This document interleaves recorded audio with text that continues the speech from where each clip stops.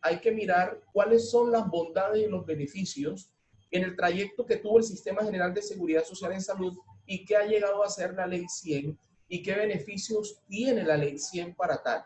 En este momento vamos a desarrollar un proceso de hoy, de los tiempos. Vamos a mirar qué nos habló inicialmente la Ley 100.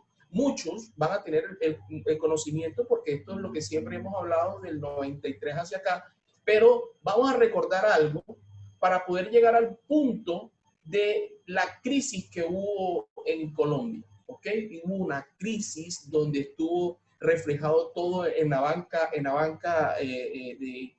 toda la cadena de bancos de Colombia, y eso afectó muchísimo la salud. Entonces vamos a mirar inicialmente, vamos a trabajar acá, a ver cómo lo vamos a ir mirando, ¿ok? Y aquí miramos el tema de ley 100, por la cual vas a darte cuenta que se establece la seguridad integral para todos. Te vas a mirar dónde salió el régimen contributivo, cuándo salió el régimen subsidiado, cómo trabajamos en ese proceso y los regímenes de excepción. ¿Okay? Aquí vamos a darnos cuenta muchas veces que en la ley 100, cuando tocan el tema, no conocen realmente qué es lo que hace. ¿Okay? Entonces, miremos en el artículo primero del Sistema de Seguridad Social Integral y vas a mirar que este sistema tiene un objetivo y el objetivo es que nos deben garantizar los derechos, los cuales ninguno podemos renunciar. ¿Ok? Ninguna persona a la cual la comunidad como tal puede obtener una calidad de vida que va acorde a la dignidad de cada uno de nosotros, ¿ok? Va acorde a la dignidad. Entonces, de ahí es de donde arranca todo el proceso del sistema de seguridad social en salud. Tiene que tener una protección de toda contingencia que afecte a la salud colombiana. Entonces, eso es lo que debemos tener en cuenta. En el artículo 2 de la misma ley 100, vas a encontrar cuáles son los principios y vas a mirar cada uno de los principios fundamentales que necesita tener. Primero, debe haber una eficiencia, ¿ok? ¿La eficiencia de qué es? Es la mejor utilización de los recursos administrativos, ¿verdad? Debemos darle mejor uso. Mira detalladamente qué dice la ley 100, ¿ok? Y vas a ir analizándolo respecto a lo que realmente está sucediendo hoy en día. Entonces, vamos a mirar que si le estamos dando una buena utilización a los recursos administrativos, los técnicos, que son todos los procesos, y la parte financiera, a ver si realmente estamos haciéndolo. Tenemos la universalidad, que la universalidad es nada más que garantizar la protección a todas las personas, sin discriminar, en lo absoluto, ¿ok? A todas las personas, en cualquier etapa de la vida. Luego trabajamos todo lo que es la solidaridad, ¿okay?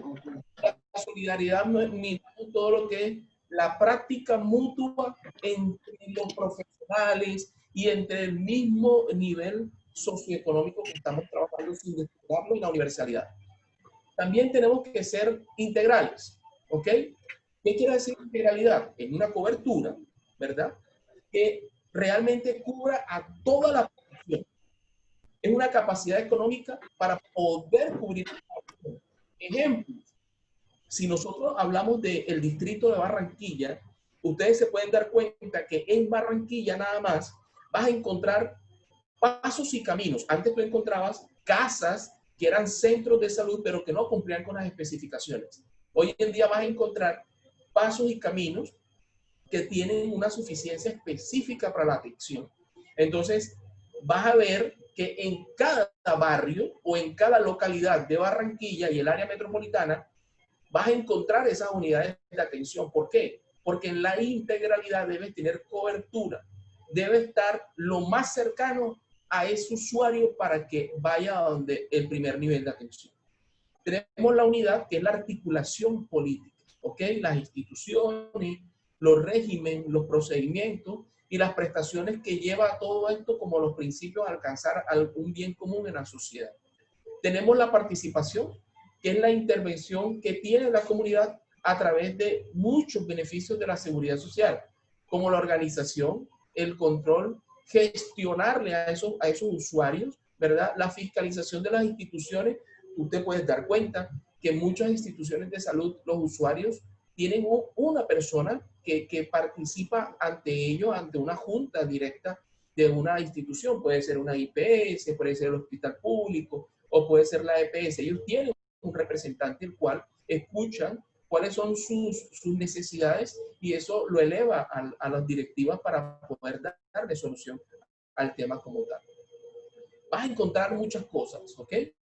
Vas a encontrar muchas cosas en el artículo 3, por ejemplo, encuentra del derecho a la seguridad social.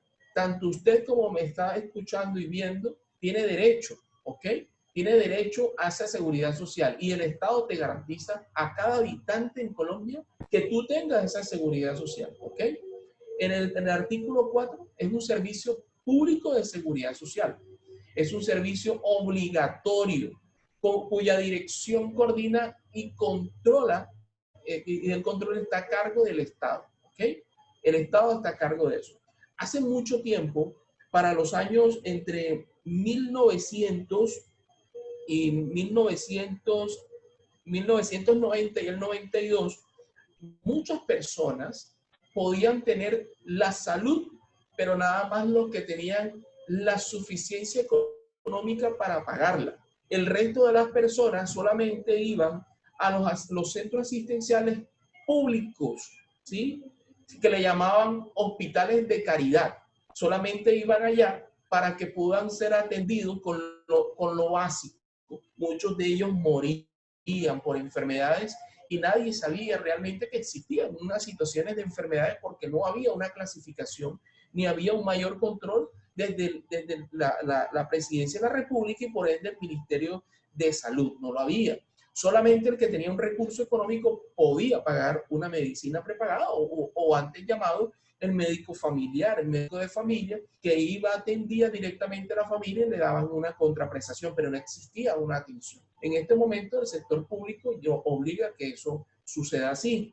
En el artículo 5 hay una creación que es el sistema integral para que el gobierno lo coordine, ¿ok? Pero ellos lo presentan en términos de ley. Por ejemplo, la ley 100 es un término que ellos presentan para poder crear todo el sistema de salud, ¿ok? Para poder darle una atención oportuna y objetiva a los usuarios. En el artículo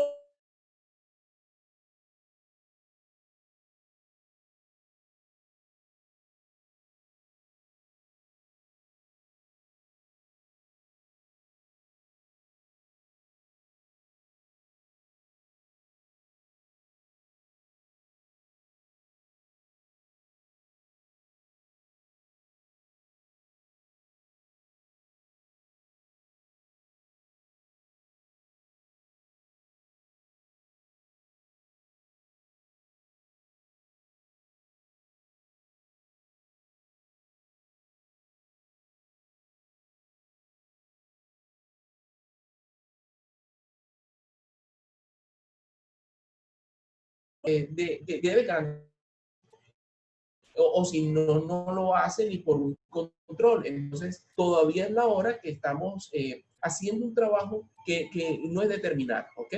El sistema de seguridad social integral está instituido para unificar la normatividad y la planeación de la seguridad social. Ese es el objetivo. Muchos de los objetivos fundamentales de ley son esos, ¿ok? En el artículo 7, y ya vamos avanzando para que vean lo que ustedes realmente quieren mirar y cuál es el impacto real de cuando tuvimos el problema. En el artículo 7, en el ámbito de acción, te va a garantizar el cubrimiento de las contingencias económicas, ¿ok? Te va a garantizar eso, que haya una contingencia y va a haber un dinero para poder cubrir la salud. La prestación de los servicios complementarios, cuando el paciente necesita un servicio complementario, entonces hay un rublo para dar. En los términos y bajo las modalidades previstas, vas a afiliar, vas a comenzar a cotizar y a qué edad vas a comenzar, te puedes pensionar. ¿Okay? Hay unas normatividades muy específicas para eso. ¿Ok? En el artículo 9 tenemos la destinación de los recursos. Entonces, ellos nos dicen, no se podrán destinar ni utilizar recursos de las instituciones de salud para diferentes fines. Entonces, el Estado da un dinero específico para que sea utilizado en salud, ¿verdad? Por eso te colocan un tema de porcentaje de cuánto es el porcentaje promoción de la salud y prevención de las enfermedades, y cuál es el porcentaje complementario para la otra complejidad. Entonces, es dividido de esa manera para que no sea utilizado de otra forma, ¿ok? De todos modos, cuando no se hace el debido proceso de la atención, ya sea de promoción y prevención, y el dinero no está gastado, el porcentaje no está gastado en su totalidad, hay que darle cuentas, ¿verdad?, al ente de control del por qué no se hizo y en qué momento se va a hacer, porque hay que hacerlo. ¿Okay? En el libro primero vas a encontrar el Sistema General de Pensiones. Entonces, vamos a revisar un tema como el artículo 10, que te habla del objeto del sistema de pensiones. Debe garantizar a la población el amparo contra las contingencias que van derivadas de la vejez, la invalidez, la muerte, mediante un reconocimiento de las pensiones y prestaciones que se determinan en la presente ley. Le reitero, la ley 100 como tal comenzó a trabajar antes del año 93, ¿ok? En el año 93. Todo tuvo un proceso en el mandato del presidente Gaviria. Todo ahí tuvo un proceso en el mandato de Gaviria. ¿Quién ayudó a todo este proceso? Ernesto Samper. ¿Quién fue el ponente de la ley 100 ante el Congreso de la República? Álvaro Uribe. Por eso es que siempre el señalamiento es a Álvaro Uribe, pero si miramos hacia atrás, hay muchos expresidentes implicados en que esto, que es una bondad, se diera, pero en el tiempo se ha ido demostrando que se puede cambiar al acomodo de quien lo necesita, menos del usuario, ¿ok? Entonces, ahí es a donde debemos fijar nuestra necesidad. El campo de aplicación para el Sistema General de Pensiones aplicará a todos los habitantes del territorio nacional, quienes a la fecha de vigencia de esta ley hayan cumplido los requisitos para acceder. Entonces, tú te vas al artículo 11 del campo de aplicación y te dice cuáles son los requisitos para poder cumplir el tema de jubilación, ya sea por vejez, invalidez o muerte. ¿Okay? En el artículo 12 vas a encontrar los regímenes del Sistema General de Pensiones, es un régimen diferente. Este régimen de pensiones están compuestos por dos, ¿ok? Que son solidarios y excluyentes, pero que coexisten uno con el otro. ¿Qué es? El régimen solidario, que es la prima media con prestación definida, y es el régimen de ahorro individual. Entonces, ¿cuál es el que estamos aplicando nosotros que devengamos un salario y pagamos pensión? El régimen de ahorro individual con solidaridad, ¿ok? Hay otro, que es el régimen de prima media con prestaciones, que va más inclinado a lo que son el régimen de excepción, ¿ok?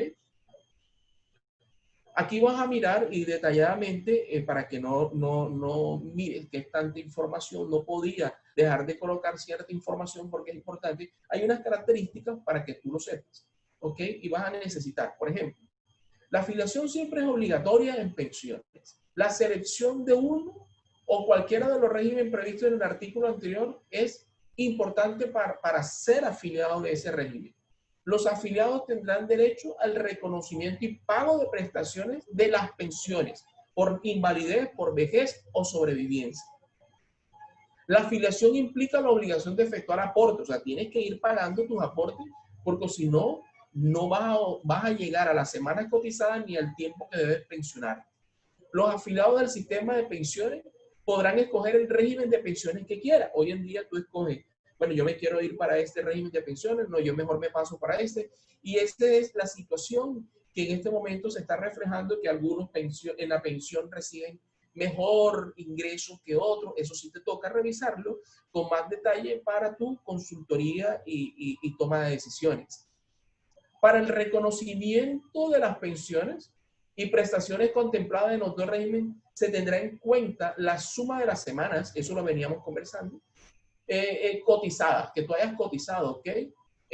Todavía está Colpensiones, que era el anterior Instituto de Seguros Sociales, o cualquier otra caja de fondo de pensiones que tú estés afiliado, ¿ok? Para el reconocimiento de las pensiones y prestaciones contempladas en los regímenes, se tendrá en cuenta la suma de las semanas completas que tú las tengas cotizadas. En desarrollo del principio de solidaridad, los dos regímenes previstos en el artículo 12 de esta ley que estamos conversando garantizan a los afiliados el reconocimiento del pago de una pensión mínima, ¿ok? Cualquiera de los dos fondos. Existirá un fondo de solidaridad pensional destinado a ampliar una cobertura mediante el subsidio de los grupos de población. Eso es lo que están tratando de realizar. Mira que esto es del año 93, pero todavía no se ejecuta ese fondo para que todos estemos en uno. Hoy en día estamos en varios, ¿ok? Donde mejor te convenga. Pero hay unos especiales, por ejemplo, donde pueden estar los campesinos, donde pueden estar las personas indígenas. Los trabajadores independientes también están en los mismos que están, los que están por directo con las empresas. Los artistas, ¿verdad? Los cantantes, lo que se dedica, todo el tema de artistas, también pueden cotizar este tipo de situaciones y ellos escogen en qué régimen está. Los deportistas también pagan su régimen de pensión. No crea que porque ellos ganan demasiado dinero, no necesitan, sí deben pagar, tienen que pagar su salud, tienen que pagar la pensión, tienen que pagar sus riesgos profesionales, tienen que pagar todo. Y todo lo que son las madres comunitarias, ¿verdad? Este es un fondo de solidaridad pensional. Ningún afiliado podrá recibir simultáneamente pensiones de invalidez y de vejez. Ninguno, ¿ok? Las entidades administradoras de cada uno de los regímenes del sistema de pensiones estarán sujetas al control y la vigilancia por la superbancaria, ¿ok? Por eso te decía al principio, ¿por qué va ligado todo esa crisis que tuvieron los bancos hace muchos años, desde el 98 hacia acá? ¿Cuál fue su crisis y por qué se vio reflejado en salud? Si te das cuenta, mira que ahí está la superintendencia bancaria y va amarrada a todo el tema de salud, ¿ok? Vamos a mirar el tema de afiliaciones y vamos a tratar de revisar los afiliados. Serán afiliados al sistema de pensiones de forma obligatoria todas aquellas personas que están vinculadas mediante un contrato de trabajo como servidores públicos o servidores privados, ¿ok?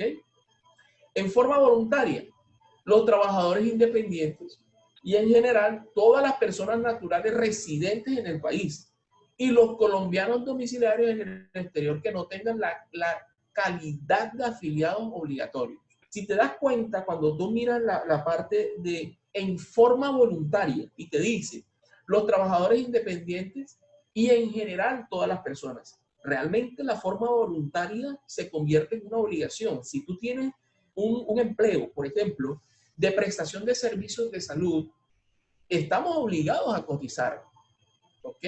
No es forma voluntaria. La frase de forma voluntaria te lleva a ti es que tienes que hacerlo porque si no, no vas a ir pagando tus semanas de cotización, ¿ok? El artículo 16 habla de la incompatibilidad de los regímenes. Ninguna persona podrá distribuir las cotizaciones obligatorias entre los dos regímenes del Sistema General de Pensiones. No podrá, entonces tú no puedes decir, bueno, en esta voy a cotizar aquí y de este otro lado voy a cotizar otro poquito más. A ver, que al final, ¿cuál de las dos me va a dar mayor pensión? Entonces me quedo con la que mejor me dé, con la que mayor me dé. No, no puedes cotizar. Y el hecho no es que no se van a dar cuenta, si se dan cuenta. Porque es como cuando tú te afilias a una EPS, estás suscrito y tú no puedes afiliarte a otra EPS, ¿ok? Entonces no lo puedes hacer porque apareces en el sistema automáticamente. En el sistema de seguridad social vas a encontrar en estos integrantes del Sistema General de Salud, vas a encontrar, primero, quiénes están ahí, quiénes se encargan de mirar lo que hacen. Organismo de Dirección y Vigilancia y Control, el Ministerio de Salud y del Trabajo, el Consejo Nacional de Salud y la Superintendencia Nacional de Salud, en ese orden, ¿ok? En ese orden. Los organismos de administración y financiación están las entidades promotoras de salud, ¿ok? Las direcciones seccionales, distritales y locales de salud, el Fondo de Solidaridad y Garantía, ¿ok? Estos son los integrantes del sistema. ¿Cuáles son los integrantes? Ahí te los voy colocando. Las instituciones prestadoras de servicios de salud públicas, mixtas o privadas, ¿ok?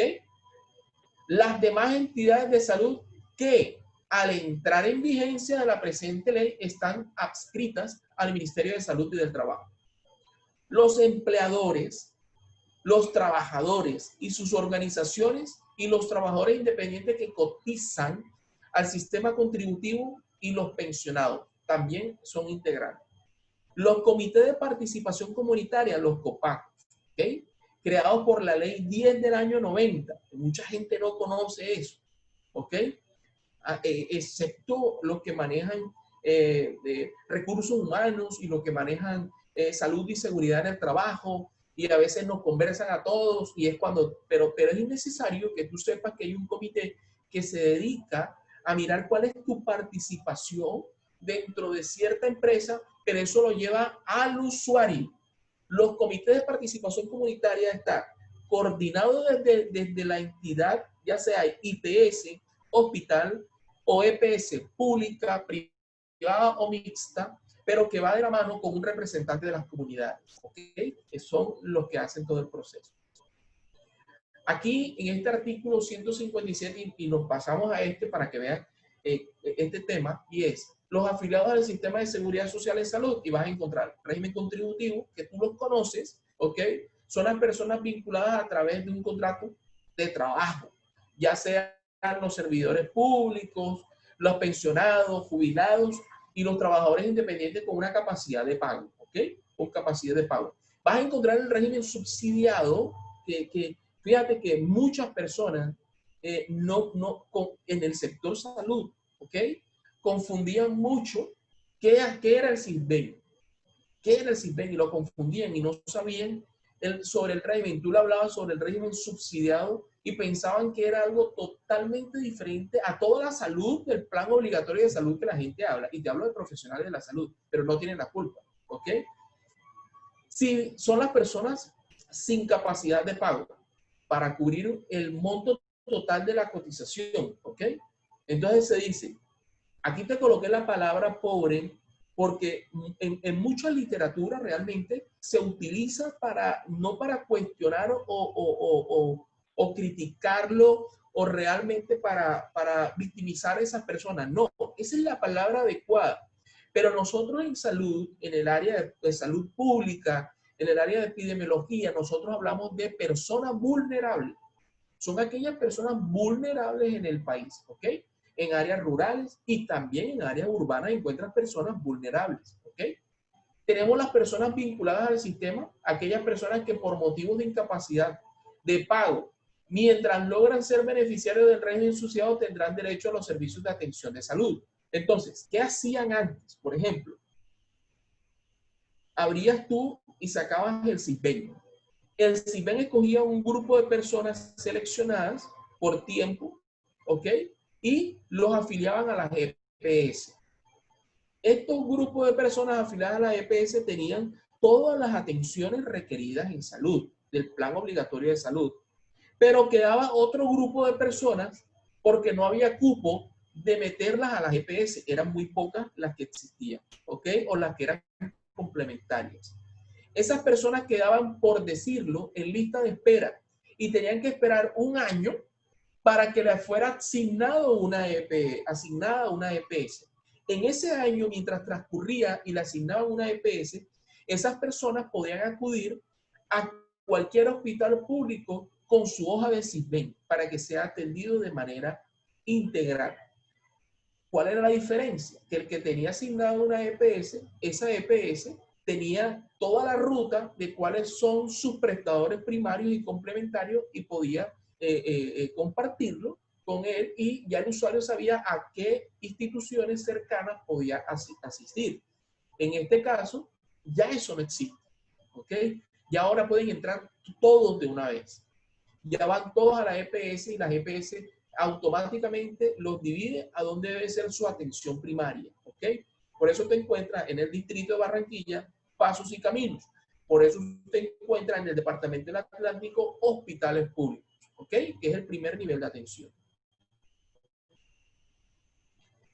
En el artículo 159, que son las garantías que tú le vas a ofrecer a la... Te dice que es una atención de servicio del plan obligatorio de salud y es ya automáticamente los 159 es cuando por primera vez comienzas a escuchar el POS, el Plan Obligatorio de Salud. La atención de urgencia en todo el territorio nacional. Entonces, antes era que si tú estabas en Barranquilla, solamente te cubría en Barranquilla. Si te ibas para otra ciudad, no te la cubría. No, no, no, no. Ya ahora pueden ir a cualquier lugar con cualquier EPS que usted tenga y en cualquier parte del territorio colombiano lo atienden por urgencia. La libre escogencia, antes la gente no podía escoger, la gente le asignaban una EPS y la persona no estaba a gusto con esa EPS. Te hablo para los dos regímenes, contributivo y subsidiado. A veces uno antes para el régimen contributivo no podía escoger, sino que le daban a uno la EPS. Hoy en día tú puedes escoger y hoy en día te puedes cambiar cuando quieras. No era cuando tenías que esperar cierto tiempo para cambiarte, lo puedes hacer. Sea la modalidad modalidad de afiliación, sea individual, sea colectiva por empresa, de conformidad con cualquier procedimiento, tiene tiempo límite, ¿verdad? Y efecto que determina el gobierno nacional. La escogencia de una IPS y de los profesionales entre las opciones de la EPS. La EPS tiene una IPS para atender y tú puedes escogerlo por tu ubicación geográfica, ¿ok? Donde estés viviendo, la más cercana. La quinta es la participación de los afiliados, que es el COPACO, que es donde van a participar todas las comunidades para poder decir qué hay que mejorar y qué hay y en qué se sienten satisfechos. Vamos a encontrar aquí también este proceso donde vas a mirar los deberes de los afiliados y así rápidamente, como muchos lo conocen, otros de pronto no lo habían visto, y deben procurar el cuidado integral de la salud y de la comunidad. ¿Okay? Cumplir las normas, reglamentos de las instrucciones. Así como tenemos unos derechos, también debemos saber que nuestros usuarios tienen unos deberes. ¿Ok? Entonces, primero, procurar el cuidado integral, aquí está, de su salud. Yo tengo que cuidarme primero. Afiliarse con su familia. Yo tengo que llevar a mi núcleo familiar y también estar en la EPS. Tú vas a encontrar. Entonces, Fabián se encuentra en la EPS tal, pero la esposa está en otra EPS y los hijos están en otra EPS y no. Núcleo familiar. ¿Ok? Facilitar el pago y pagar cuando le corresponda las cotizaciones y pagos obligatorios a que haya lugar. ¿Ok? Suministrar información que sea verdadera, clara y completa.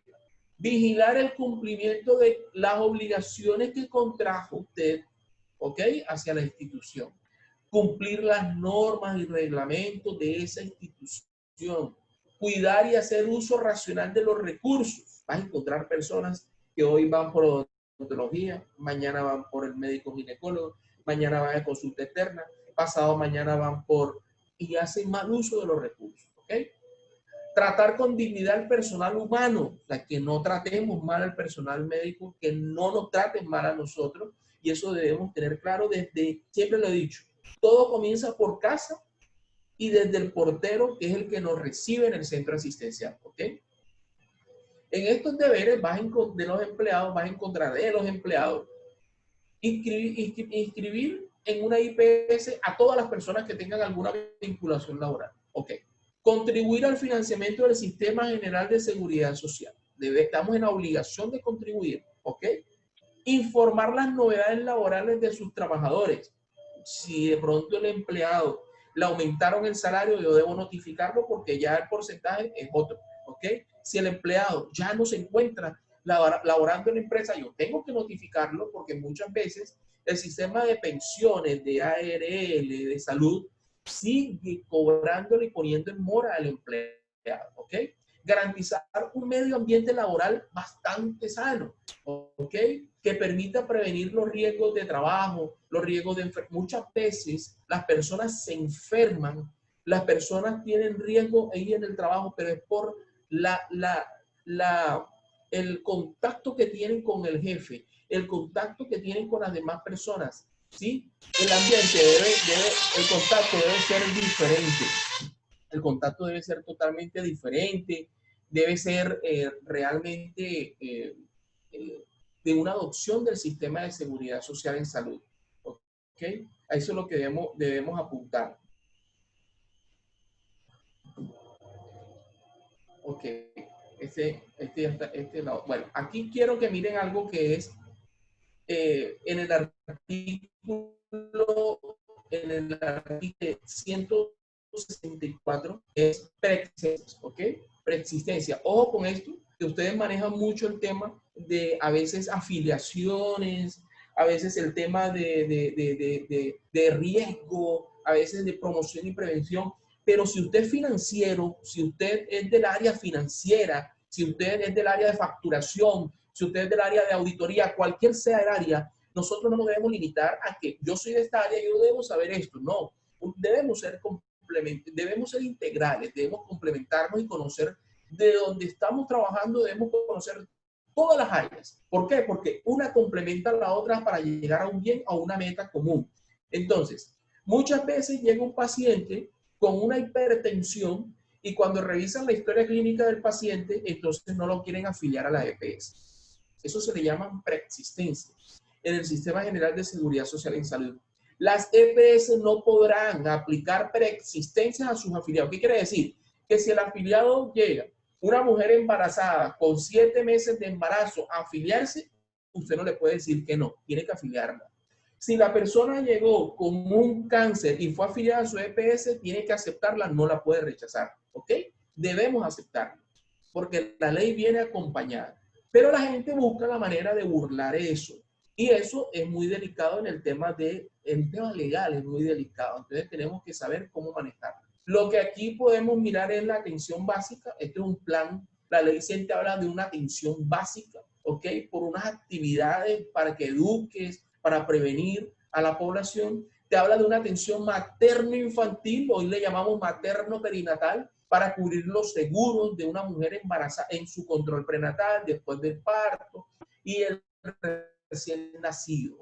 Claro, en el artículo 167 te habla entonces de los riesgos catastróficos, ¿okay? Accidentes de tránsito, muchachos, y muchos de ustedes manejan eso, y te hablan sobre, en los casos de urgencia general, un accidente de tránsito tendrá derecho al cubrimiento de los servicios médicos quirúrgicos, de indemnización por incapacidad permanente, por muerte, gastos funerarios, gastos de transporte, pero hay una ley que va amarrada por SOAT, ¿ok?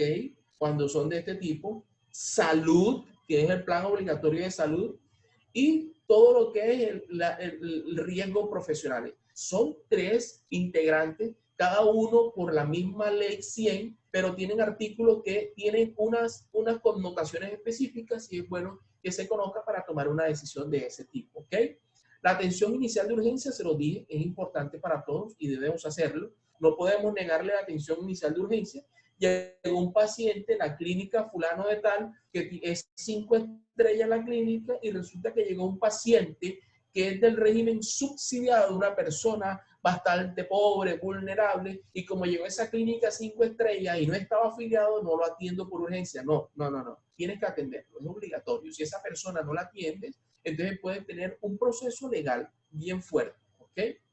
En las promotoras de salud, como EPS, debes tener en cuenta las definiciones, ¿ok? ¿Qué hace una EPS? ¿Cuál es su función? ¿Cuál es la capacidad de una EPS para poder cumplir con lo que el Estado le está pidiendo? Entonces, primero, ser delegataria del Fondo de Solidaridad y Garantía para la captación de aportes de los afiliados, ¿ok? Ojo con lo que tienen que hacer las entidades promotoras. Promover la afiliación de grupos de población no cubiertos. Organizar la forma y mecanismos a través de los cuales los afiliados y sus familias puedan acceder a los servicios, ¿ok? Vayan preguntándose si eso va sucediendo. Definir procedimientos para garantizar el libre acceso de los afiliados y no ponerle barreras de acceso.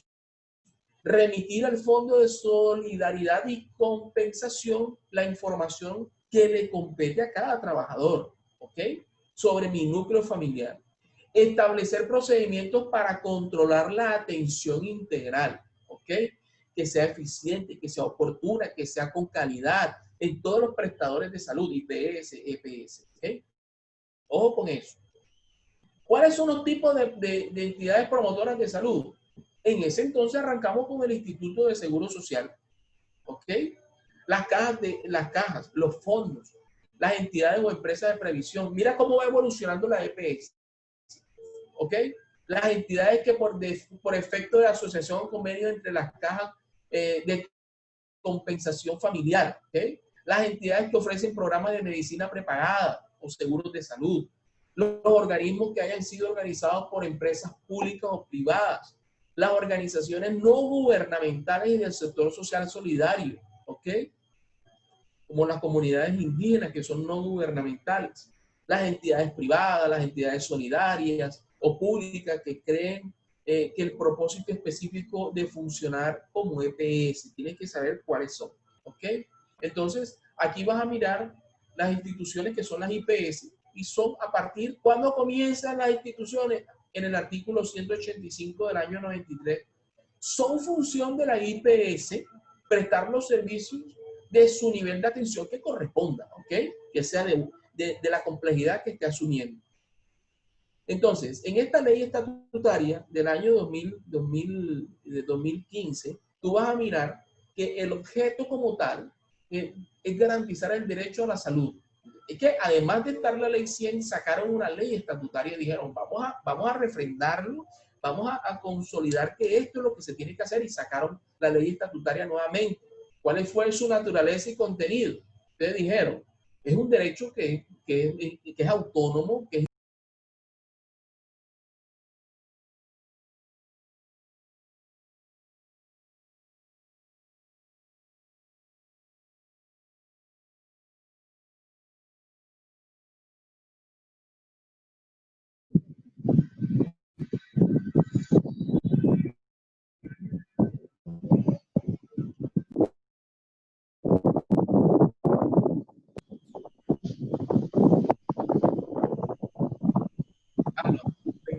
Fabián, dale, continuamos, no te preocupes. Hay un sonido que ya vamos a cerrar, pero puede... el sonido es mío. No, es un participante. Tranquilo, continúa. Ok. La naturaleza es esa.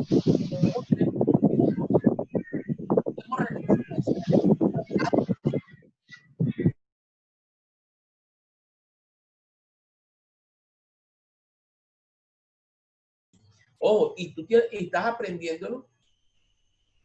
Usted está aprendiendo esto porque usted necesita conocer integralmente donde usted trabaja. Usted puede decir, usted puede aconsejar, usted puede asesorar a los demás de salud, ¿verdad? O desde su ámbito en esto que usted está recibiendo, porque esto es para todos. Esto no es solamente para la enfermera, para el médico, para el que maneja la dirección. No, todos tenemos que manejarlo, ¿verdad? El ingeniero de sistemas, el de facturación, el de auditoría de cuentas, todos tenemos que saberlo, ¿ok? Entonces, en el ámbito de la aplicación, la presente aplica a todos los agentes, ¿ok?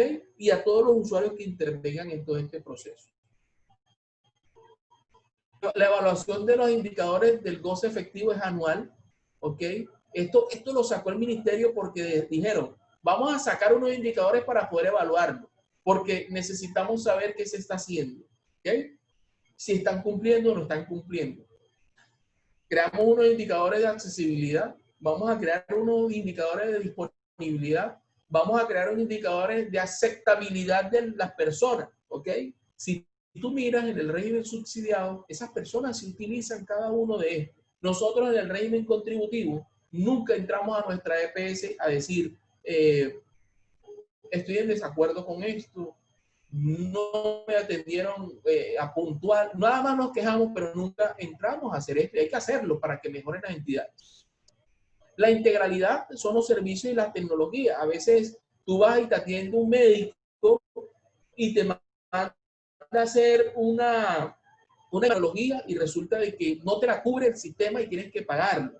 Te mandan un medicamento y no te lo cubre el sistema y te tiene que entrar como un medicamento no post, tienes que esperar a que haga un proceso, que sea evaluado y todo lo demás. Muchas veces el régimen subsidiado sí tiene la espera necesaria, pero en el régimen contributivo a veces cuando tú tienes el recurso para comprarlo, lo compras y no permite que siga el curso, pero es porque ya te están poniendo muchas barreras para hacerlo.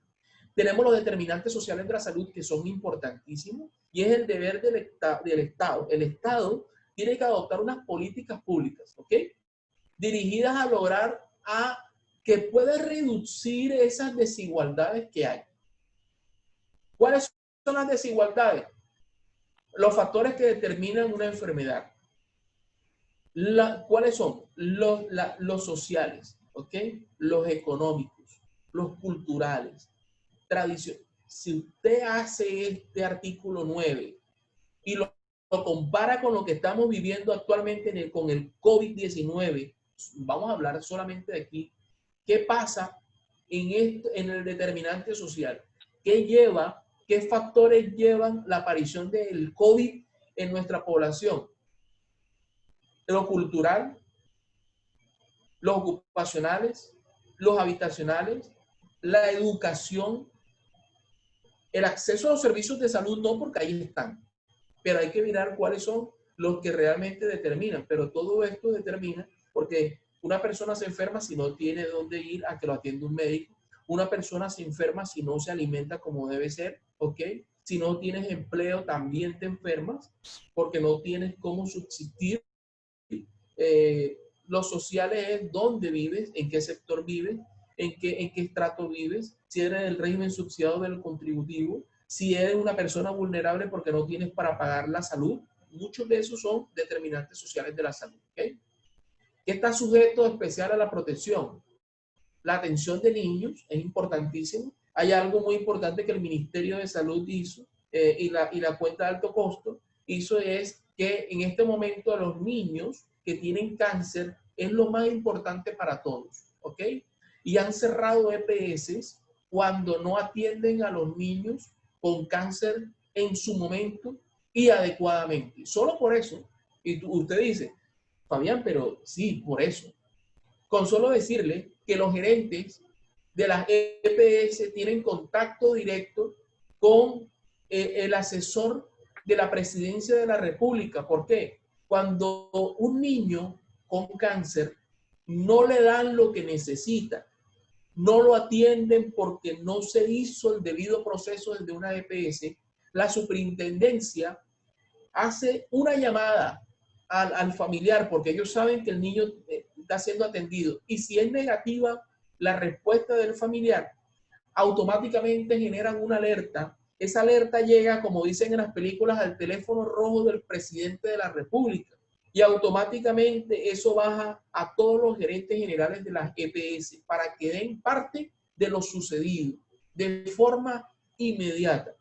Cuando es repetitivo, toman decisiones a veces drásticas y es de cerrar instituciones. Entonces, por eso los sujetos en especial atención son los niños, los adolescentes, las mujeres que están embarazadas o con los desplazados, las víctimas de violencia, los de conflicto. No hay que revictimizar a las personas. La población adulta, por eso hay que tener zonas de VIP para atender a cada uno de los que tú tienes ahí. Tú no puedes colocar una persona, por ejemplo, víctima de violencia, víctima desplazado, víctima del conflicto armado, haga una fila y coja un ficho y espere que lo llamen. Eso es revictimizar, ¿ok? Hay que tener una atención preferencial para ellos, nadie puede enterarse. Es como cuando usted llega al banco y está la fila que puede hacerle a la mujer embarazada y lo de la vejez, ¿ok? Es una atención preferencial, ¿ok? Así tiene que ser. Su atención en salud no estará limitada por ningún motivo. Que una embarazada dice, yo te puedo atender hasta esto. No, es mentira. Debe atenderse completamente. De forma administrativa y económica deben solucionar. ¿Ok?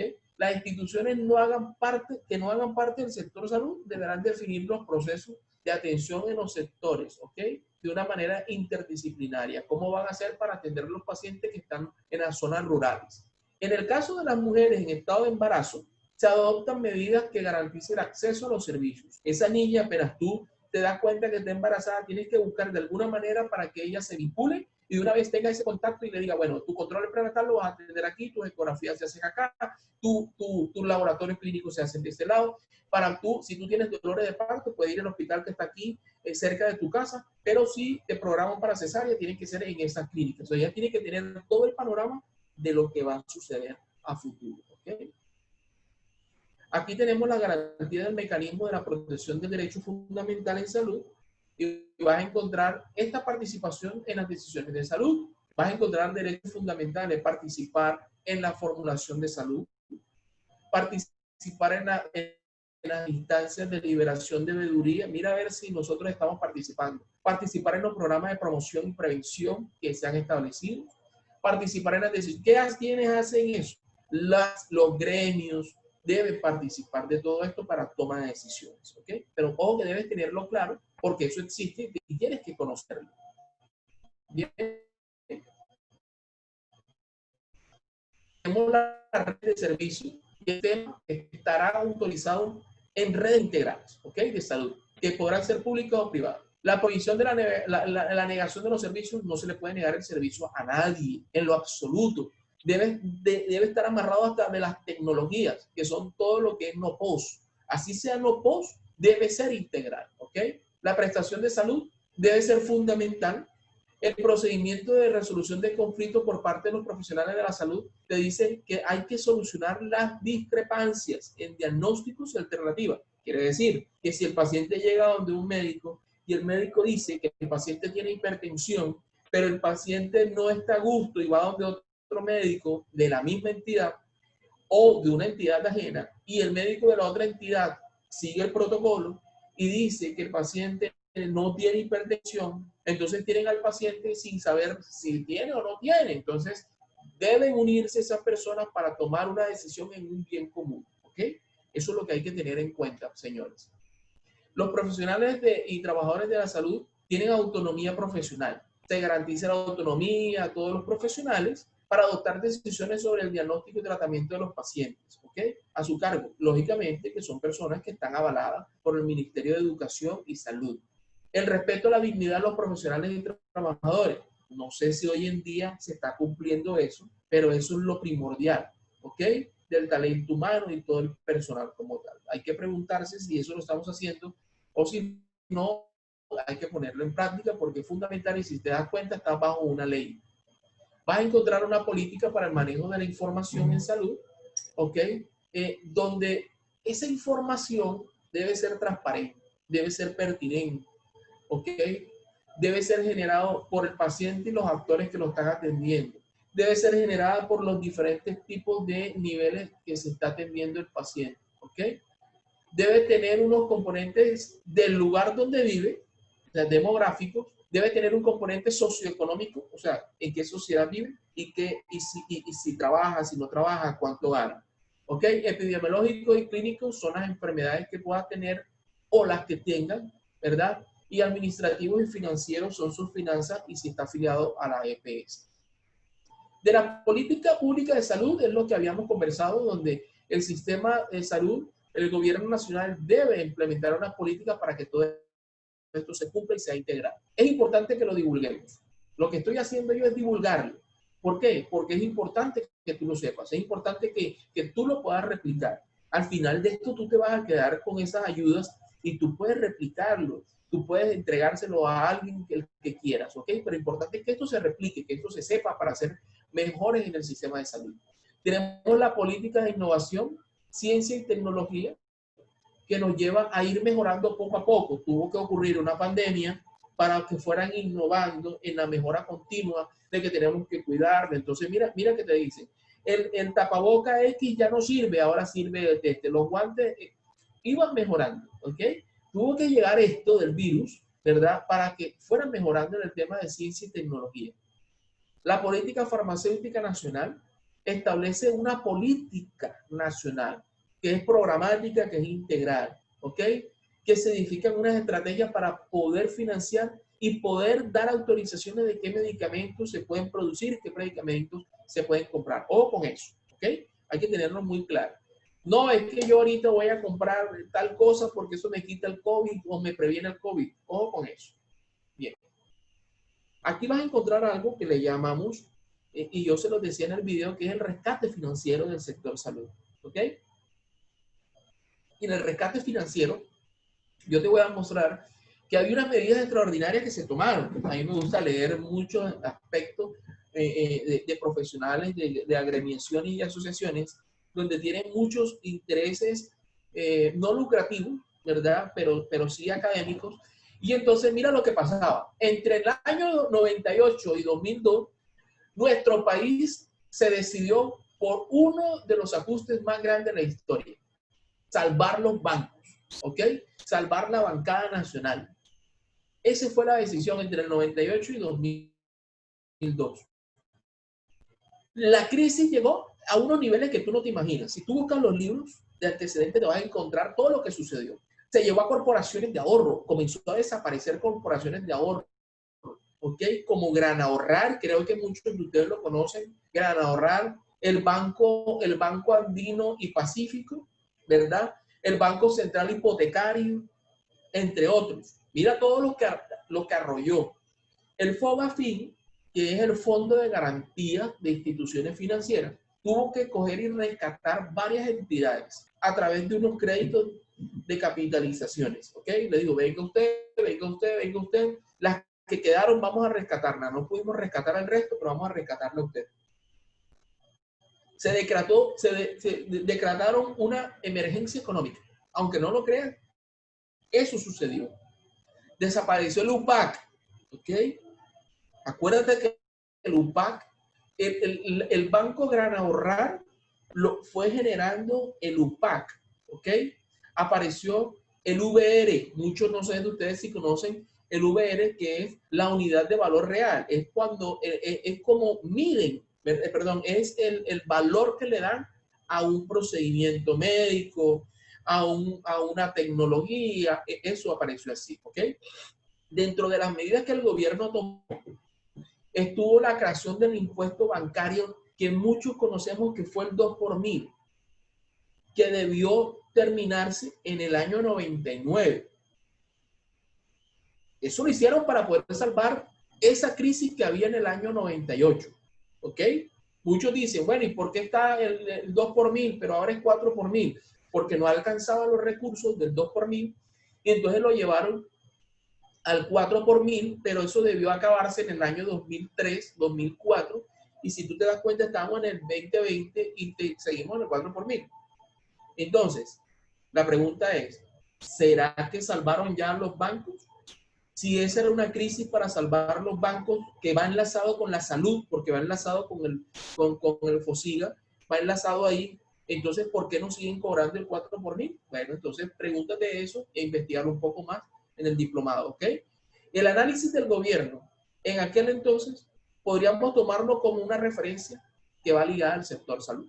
Eso va referido a nosotros. ¿Cuáles fueron los aprietos?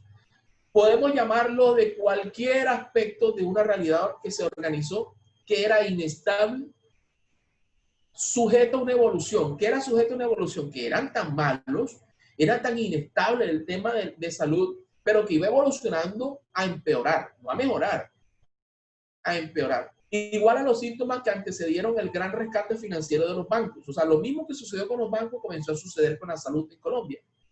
Muchas de las entidades sectoriales quebraron. Muchas fueron liquidadas. Si tú te das cuenta, hoy en día hay muchas que están siendo liquidadas. Por no decir que son de 100, antes había muchas EPS, privadas y públicas, ¿ok? Ellas han expirado por el problema del flujo de recursos, ¿ok?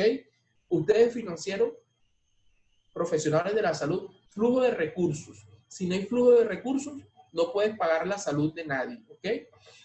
Las deudas se cuentan por billones, no son millones, billones incontables.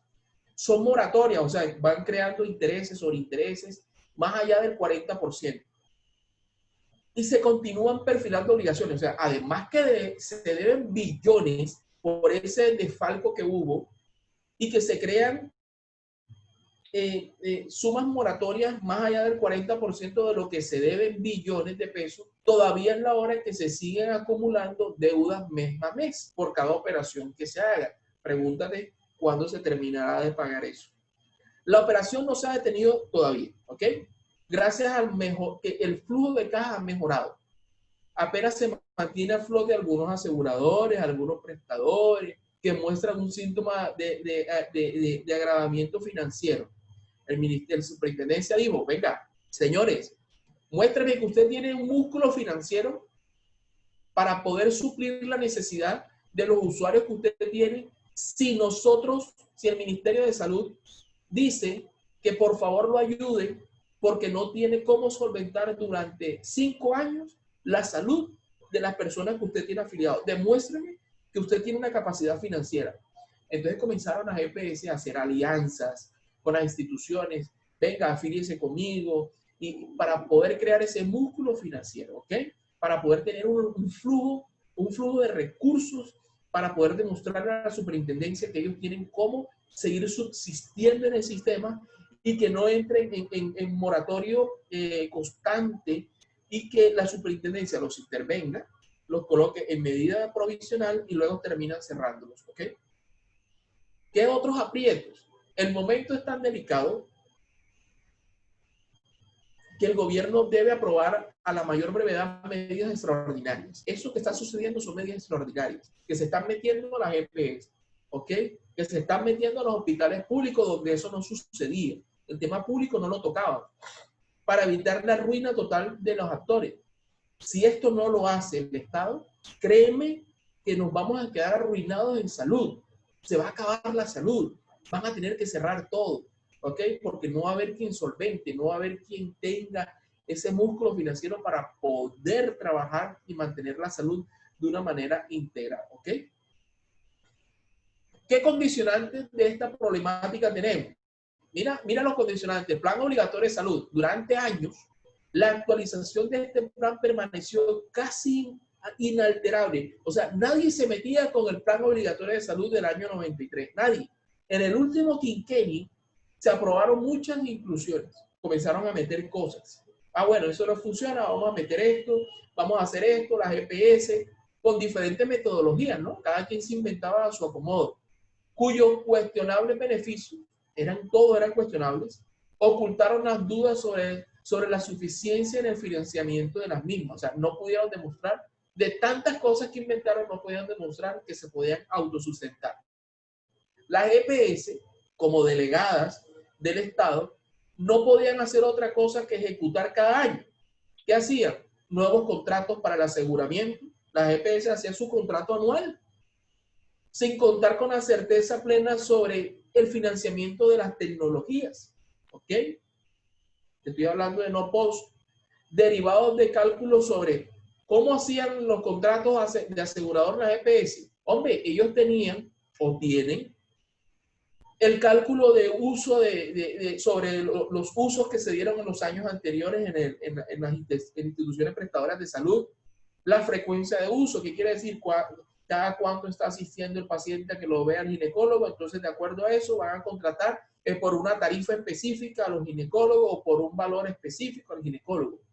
Estos hechos que sin duda afectaron la siniestralidad. ¿Qué quiere decir la siniestralidad? Que se enfermaban más seguidas las personas, que se hospitalizaban más seguidas las personas, que los que estaban sanos se enfermaban y que los que estaban enfermos se empeoraban y estaban entrando más a la urgencia, se hospitalizaban más, estaban más en UCI.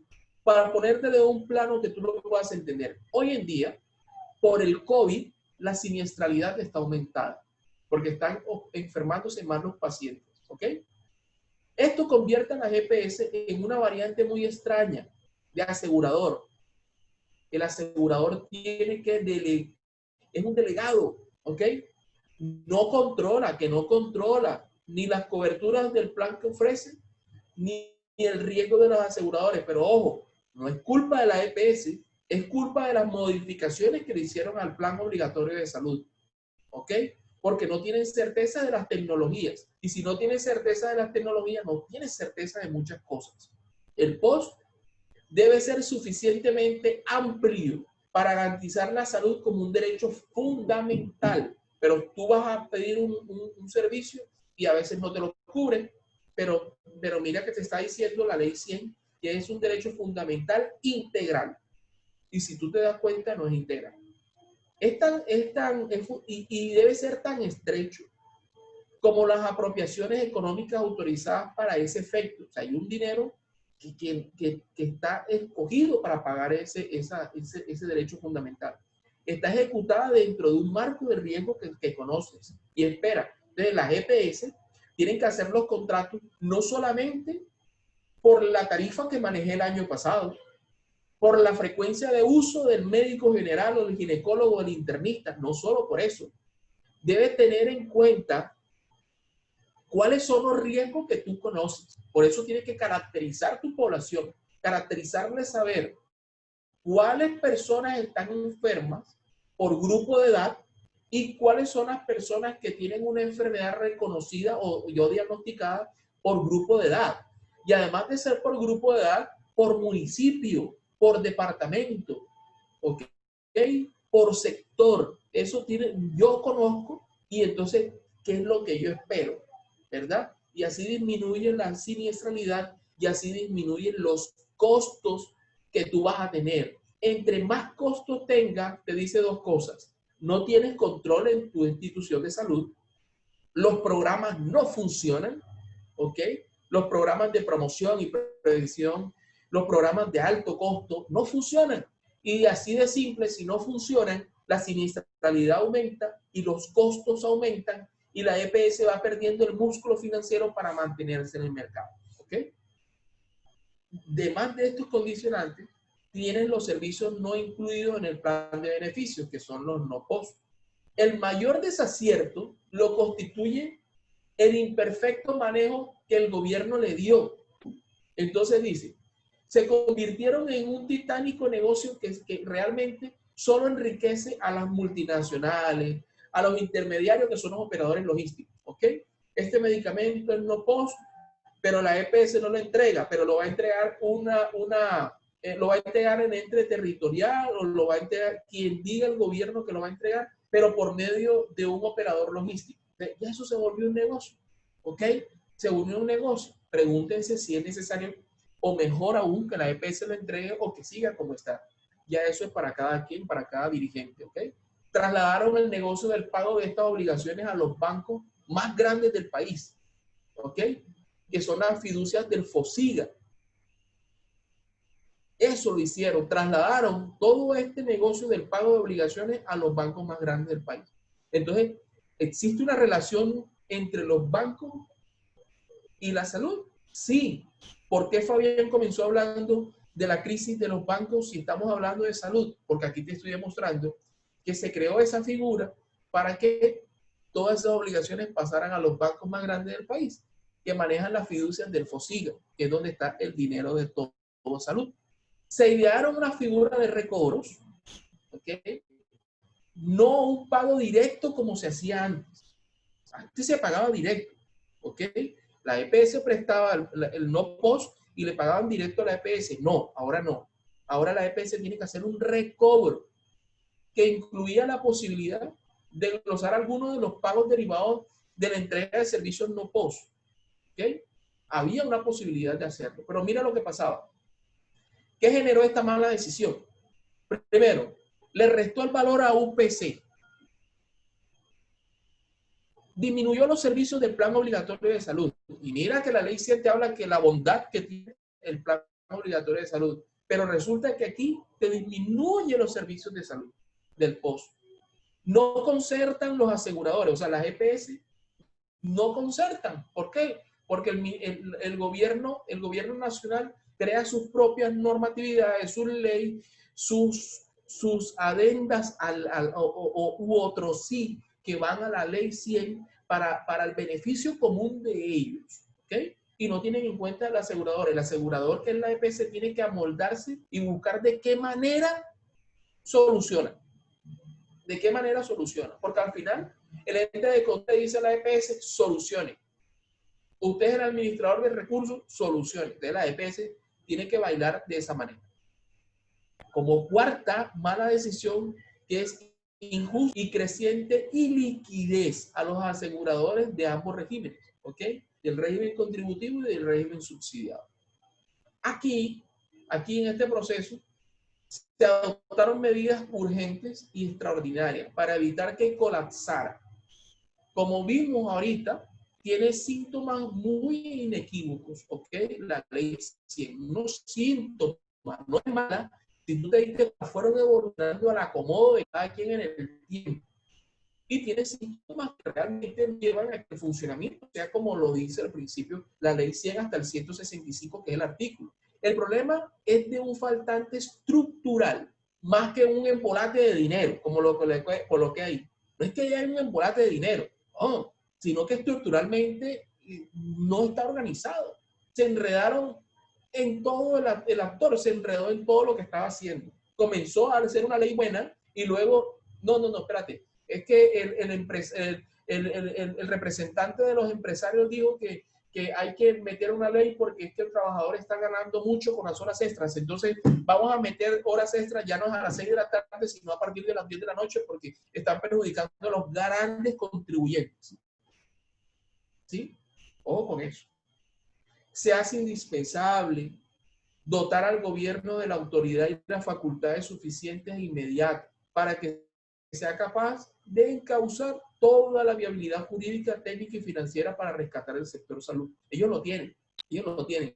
Pero como no hay un problema de estructura, como hay un problema de estructura desde hace muchos años, los gobernantes que vienen del Ministerio de Salud, del Instituto Nacional de Salud, de la Superintendencia Nacional de Salud, ellos vienen ya a tomar decisiones tajantes, decisiones que a veces no les gustan a muchos, de venir y meterse una EPS y decir, bueno, señor gerente, usted ya perdió el mando de esta EPS, ahora vamos a asumirla nosotros y le vamos a dar un tiempo. Si no se recupera, la cerramos.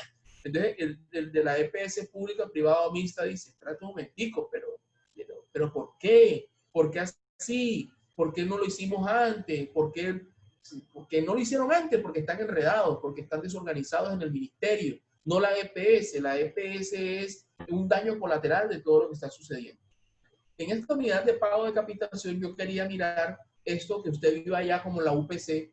La UPC es una prima de seguros, ¿ok? Para los que no la conocían, que siempre debió ser calculada usando muchas herramientas técnicas. Tenían que tener herramientas estadísticas, herramientas epidemiológicas, herramientas actuariales y financieras de los sectores del Estado para poder garantizar que la UPC, ¿ok? Que es la unidad de pago por capitación, sea capaz de asumir este riesgo de pagar los servicios a nivel general, solicitados por cada uno de nosotros los asegurados, ¿ok? En los dos regímenes, ¿ok?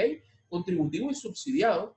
A veces uno coge y llama al régimen contributivo y pides una cita y te dicen que tienes que pagarla porque no está en el POS. Y la ley 100 dice que el POS es integral. ¿Ok? Entonces, esto no ha dejado que realmente la UPC funcione porque no le hacen los cálculos necesarios. Esto nunca ha sucedido, nunca lo han calculado de estadística, epidemiológica y de forma financiera. No. Las tarifas, en la actualidad las EPS siguen trabajando con tarifa IS. Pero cuando la EPS dice voy a trabajar con tarifa más amplia, IS 2001, IS 2004, IS 2000, entonces muchos prestadores dicen, no, pero es que esa tarifa es muy cara. Vamos a trabajar con SOA. No, esa es muchísima plata. Te dice la EPS, no, yo no te puedo pagar SOA. Yo te puedo pagar con tarifa IS. Y lo más caro es 2004. Porque todos quieren arrancar con tarifa IS 2001. Pero no es culpa de la EPS. La culpa es de la unidad de pago de capitación que no está siendo calculado por el Estado. Estos descuentos de tarifa llegan hasta el 30%, ¿ok? No es posible que el manual de tarifas de referencia también sea un techo cuando solo se ha actualizado sobre el IPC general que va amarrado con el pago de capitación. Entonces, eso hay que tenerlo en cuenta, señores, ¿verdad? En este momento es hora que el gobierno ya vuelva a revisar el tema de los pisos y los techos en valores. Son datos que son absurdos del año 2002 y no los han modernizado y siguen trabajando con los mismos pisos y los mismos techos, ¿ok? En tema de costos, para poder calcular la unidad de pago por capitación y poder decir cuáles son las tarifas. Para que tú puedas sacar una tarifa, tú tienes que tener un buen pago de capitación, ¿ok? Tienes que tener una VR que vaya amarrado realmente un pago por capitación para poder tomar decisiones en decir, yo te puedo pagar un SOAT, una tarifa SOAT, que la EPS diga al prestador, yo te puedo pagar tarifa SOAT. Yo tengo cómo, porque el Estado me está dando para eso, pero en este momento no lo hay. Tiene que trabajar con lo que haya. Entonces, estimados, el decreto 2702 del 2014, ellos lo que hacen es que actualizan y unifican las condiciones financieras y de solvencia de las entidades autorizadas para operar, ¿ok? El aseguramiento en salud, y se dictan otras disposiciones. Que esto es lo del músculo financiero, para que puedan tener ese músculo financiero y puedan seguir en el mercado o en el sistema de salud. Eso es todo por hoy. Continuaremos el día 30. Espero que continuemos y profundizaremos muchísimo más en otros temas importantes para el diplomado, el cual usted va a obtener las memorias del diplomado, va a tener una certificación por parte en el diplomado y va a tener otras cositas que el doctor Lino les va a comentar. En este momento también, por haber estado hoy con nosotros compartiendo, nosotros le vamos a dar una certificación del día de hoy para que usted tenga en cuenta que fue importante para Gestri-Confi y para Debes Fusion que usted hiciera parte en el día de hoy, ¿ok? Espero que nos volvamos a ver el día 24 de julio del presente año. Continuaremos con la introducción y el 30 de julio, en el horario descrito, continuaremos con el diplomado que tendrá muchísimo más tiempo. Habíamos quedado que íbamos a entregar 30 directos.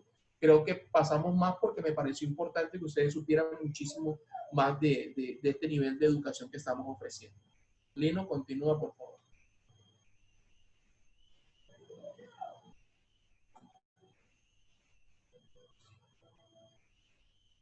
Lino, te doy la palabra. Listo, Fabián. Bueno, excelente. Me gustaría recibir comentarios de los participantes. Quisiera saber cómo se sintieron, cómo les pareció todo. Sé que me están escuchando. Quisiera que hablaran, escribieran por el chat. Bueno, hay una inquietud, Fabián. Yo creo que podemos continuar. Si ellos quieren, podemos estar conectados aquí unos minutos mientras contestamos unas preguntas. Si tienen inquietud, por ejemplo, están preguntando, te leo. Robert dice, disculpe, tengo una inquietud sencilla. ¿Cuál es la diferencia o por qué se dio el cambio de terminología de POS a PBS?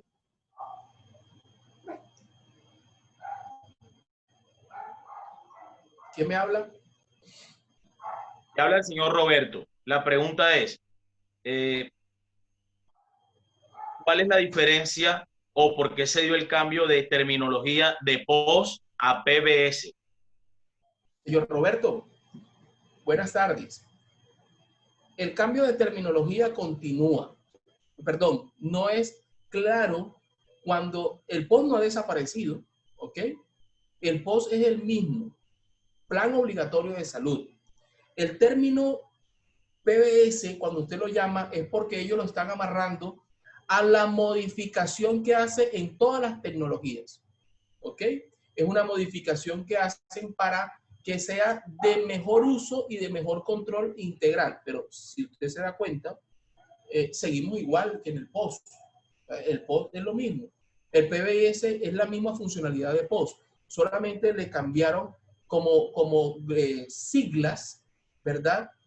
Para poder ajustar un término en las tecnologías. Nada más eso. Pero no cumple una función diferente, no hace una función diferente. Ellos siguen siendo igual, ¿ok? Sigan haciendo lo mismo. Ok, perfecto, Fabián. Nos dice Alejandra, interesante charla, muchas gracias. Quisiéramos también escuchar a los demás participantes que están ahí activos.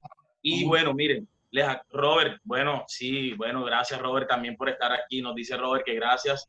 Y bueno, quiero aprovechar para comentarles que les acabo de enviar el enlace porque no se pueden perder este maravilloso diplomado. Ya saben, es para el 30 de julio. No se pueden perder ese diplomado. Reserven ahora.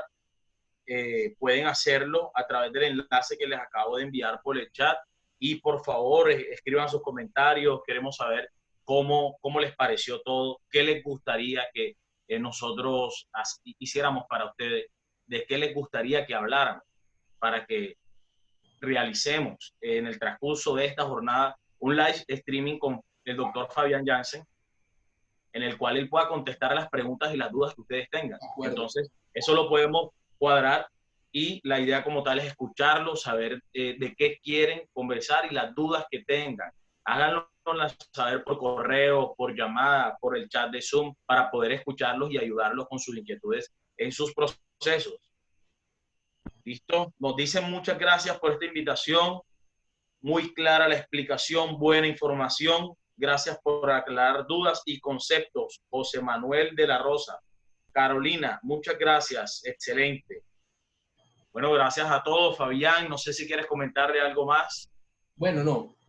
Siempre tuvimos presente que eran 30 minutos, pero me gusta mucho que las personas se ahonden más porque a veces estamos trabajando temas normativos y de ley y a veces no llegamos al punto de saberlo, ¿no? De leer al tema, solamente escuchamos, pero aquí lo que quise fue hacer un repaso, ¿verdad? De cómo arrancó la ley 100. En el diplomado vamos a ver es de 1916, cómo transcurrió y qué pasó con la salud. Y aquí tú te diste cuenta cuál fue nuestra crisis financiera. Incluso en este momento están tratando de evitar que haya una crisis financiera. ¿Ok? En este momento están tratando, por el tema de pandemia, están tratando que exista otra crisis financiera y bancaria. Entonces, no, muy agradecido por todas las personas que estuvieron conectadas y que realmente les gustó lo que hicimos.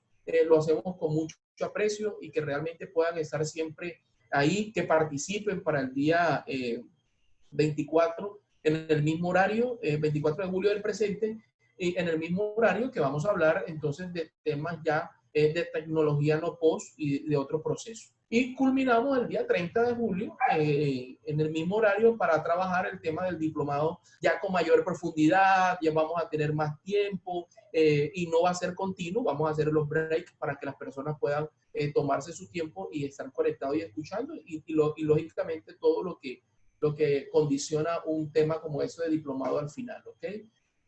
Agradecido con todos. Muchísimas gracias.